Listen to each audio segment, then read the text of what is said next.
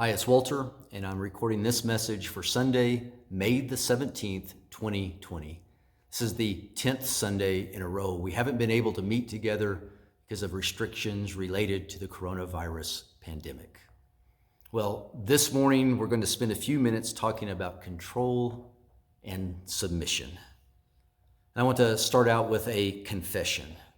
I want you to know I personally have a problem with both of those things. I have a problem with giving up control, and I find it difficult to submit to others. So why is that? Well, I think it's partly due to my all too human nature. I'm certainly not alone in my control and submission struggles. Now, those battles began back in the garden with Adam and Eve, and they've been with us literally forever. And my control and submission issues are exacerbated by my personal arrogance. If I'm honest, I have to admit that I have a tendency to believe that I am more qualified than most to take control. And so I expect others to submit to my decisions and my opinions and my authority. And finally, I think my control and submission battle is intensified by our American culture.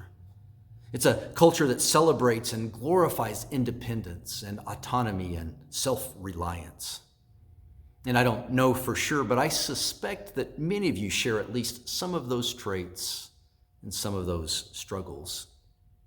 Maybe you're like me and you're quite willing to give up control and allow others to lead until they start taking you somewhere that you really don't want to go. Or maybe you're like me and you find it easy to submit as long as you're only asked to do what you already wanted to do in the way that you wanted to do it. So maybe, just maybe, you too find it hard to give up control and in submission allow others to lead. Well, why talk about control and submission now? Why are these important topics for us individually and as a church right now?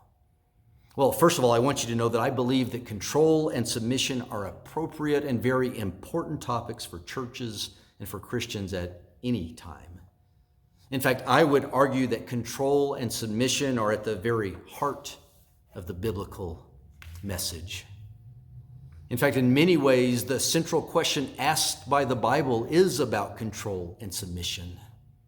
The Bible asks each one of us, are you going to continue to try and do it on your own? Or are you going to give control to God and submit to being led where He would have you go? So submission and control are appropriate and important topics at any time. But I'm convinced that we're about to go through a period of time that is really going to greatly test Christians and test churches in our willingness to give up control and submit to being led. So I don't know how many of you might have watched the COVID-19 briefing on Wednesday of this week. It was given by our governor and her cabinet. Even if you didn't see it, I'm sure that most of you have at least seen or read about it and seen or read reactions to it. And I only bring that briefing up because the briefing made obvious what I think most of us already assumed. It made obvious that our move back to doing church services that look something like the way we were doing them 3 months ago is going to be a much slower process than what happened when we moved away from the way we were used to doing things. You know, when we moved away from how we had always done things to worship gatherings that didn't happen at all, that happened like this. It was like flipping a light switch. We went from all the way on to all the way off in just an instance, just a moment. But it's now obvious that we're not going to just flip a switch and go back to the way things were before. Instead, it's going to be more like slowly turning a dimmer switch. And over time and progressively, we're going to go back to some semblance of where we once were. And going through that process, I'm convinced is going to test us Christians and test our willingness to give up control and submit to being led. And I'm not talking this morning about our willingness to give up control and submit to being led by our governmental authorities. No, I'm talking about something that's much closer to home. I'm talking about our willingness to give up control and submit to being led by our local church elders through this slow and uncertain transition back to wherever it is we end up. And I want you to know I'm concerned about this upcoming time. I'm concerned because I know many of you are like me, quite willing to give up control and allow the elders to lead until they start taking us somewhere we don't really want to go. And I'm concerned because I know that many of you are like me and you find it easy to submit to your elders as long as they're only asking us to do what we already want to do in the way we want to do it at the pace that we're comfortable in moving. And if we give in to our human nature, or if we give in to our personal arrogant nature, or if we give in to our American nature and only go where we want to go, and only do what we want to do in the way that we want to do it and at the pace that we want it done, we're going to find that the church looks exactly like the fractured society that surrounds us. And if that happens, we're going to lose our unity, we're going to lose our witness, we're even going to lose our claim to truly being the body of Christ. So I want to do 4 things in the time remaining. Number 1, I want to remind us that giving up control and submitting to being led by our local elders isn't a biblical suggestion. Instead, it's a biblical command. And then number 2, I want to tell you why you could be confident in giving up control and submitting to being led by our Netherwood elders through this coming time. Then number 3, I want to tell you about some of the decisions the elders are going to have to make in the coming weeks. And I want to warn us about why some of those decisions are really going to make some of us want to reach over and grab hold of the wheel and try to steer the church bus where we think it should go. And finally, I'll end up by telling you how you can help your elders through the tough times and the tough decisions ahead.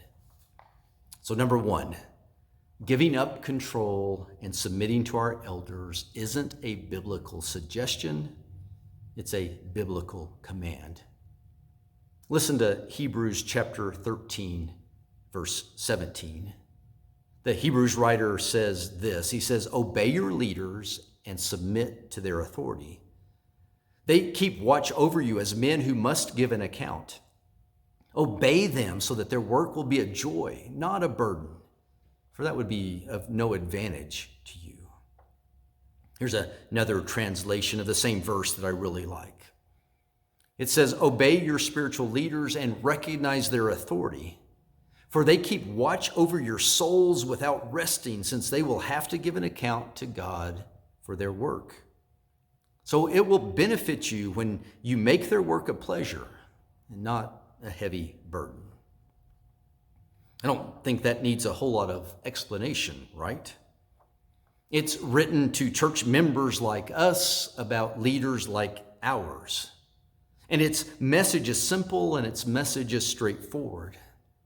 Obey and submit to those who have been tasked by God to watch over your souls. And obey and submit in a way that brings them joy instead of pain. So why? Why should we have confidence in giving up control and submitting to being led by our elders, by Larry and Curtis and Craig and Bob? Why should we have that confidence? Well, it isn't because they are the 4 smartest people in the congregation. They're smart, but they're not the 4 smartest. And it isn't because they are expert epidemiologists. Apparently those people right now are on Facebook posting their opinions. And it isn't because they're privy to information about the pandemic that the rest of us can't access. No, you should trust your church leaders because they have been given authority by God. And they've been given authority by God because they are willing to give up control and submit to being led by God. You can submit to them because you can trust them. You can trust that they are engaged in prayer, that they are led by the Spirit, and that they are motivated by love for God and love for you, the church. So you can trust that every decision they make will be made prayerfully, and it will be made lovingly, and it will be made humbly. You can trust and rely on your elders because they trust and rely on God. And that's going to be really important for us to remember, because in the days to come, they're going to be faced with some decisions that won't be at all easy to make, that I'm sure won't be universally applauded by all of us.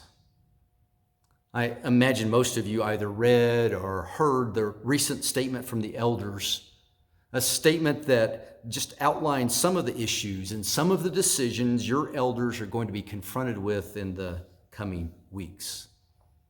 I want to give you a sampling from that statement about the issues and decisions facing leadership. These are issues and decisions they know they're going to have to confront. You're going to have to wrestle with how they ensure the flock's safety, especially the safety of those who are most vulnerable among us. They have to wrestle how to do that, how to keep people safe while also creating the most worshipful atmosphere possible in our new reality. You're going to have to grapple with assembly size limitations. How many services are going to be necessary? And how to properly sanitize the building between those services.